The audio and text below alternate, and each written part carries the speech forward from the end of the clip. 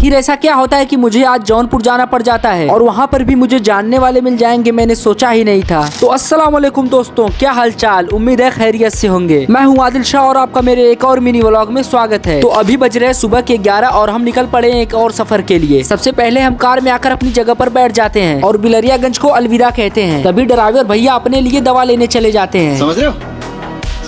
फिर उसके बाद सर्विस लेन पकड़कर सीधे निकल पड़ते हैं जौनपुर की तरफ, जहाँ पे गाड़ियाँ सिर्फ हवा से बात करती हैं। मेरे साथ में पीछे मेरा भाई अयान बैठा होता है और रास्ते में एक नदी पड़ती है जिसे लोग टवस नदी के नाम से जानते हैं। फिर हमारी कार को भी भूख लग जाती है तो ड्राइवर भैया रुककर उसे नाश्ता पानी कराने लगते हैं। उसके बाद रवाना हो जाते हैं 2 घंटे के इस सफर की तरफ। तभी आधे घंटे के लिए कार में मैं भी रेस्ट लेने लगता हूँ। फिर हमारी कार एक ढाबे पर रुकती है। वैसे मेरा तो यहाँ से कुछ खाने का मन नहीं करता, तो अपने लिए सिर्फ चाय ऑर्डर कर देते हैं, जो कि पीने के बाद एक अलग ही सुकून देती है। तो यहाँ से चाय वाय पीने के बाद हम लोग चले आते हैं अपनी कार में और यहाँ से हमारी एंट्री सीधे होती है जौनपुर में। जौनपुर आए और ट्रैफिक ना मिले ऐसा हो ही नहीं सकता। तो इस ट्रैफिक से निकल रहे होते हैं तभी सामने मुझे एक खूबसूरत सी मस्जिद दिखाई देती है जिसका नाम मुझे नहीं पता। अगर आपको मालूम हो तो कमेंट बॉक्स में जरूर बताइएगा। तो मेरे जौनपुर आने का मकसद ये है कि मैं जा रहा हूँ अपने बड़े अब्बू की दवा लेने। तो फाइनली कुछ ही देर में हम लोग हॉस्पिटल के पास पहुँच जाते हैं और हॉस्पिटल के अंदर दाखिल होते हैं। तो यही है मेरे बड़े अब्बू, जिन्हें लोग रोशन लाल के नाम से जानते हैं। तो सबसे पहले हम लोग रजिस्ट्रेशन काउंटर पर जाकर अपना नंबर लगा देते हैं और नंबर लगाने के बाद हम लोग सीधे चले आते हैं हॉस्पिटल के एकदम टॉप फ्लोर पे, जहाँ से जौनपुर के कुछ ऐसे नजारे दिखाई देते हैं। तो अभी डॉक्टर को आने में टाइम रहती है तो हम तीनों लोग निकल पड़ते हैं जौनपुर एक्सप्लोर करने के लिए। सबसे पहले इस चौक पर आकर यहाँ से ऑटो पकड़ते हैं। ऑटो पे सवार होने के बाद हम तीनों भाई रवाना हो जाते हैं शाही पुल की तरफ। फाइनली इन जौनपुर की गलियों को एक्सप्लोर करते हुए हम लोग पहुँच जाते हैं शाही पुल पर। अब यहाँ पे आया हूँ तो खाली याद तो जाऊंगा नहीं।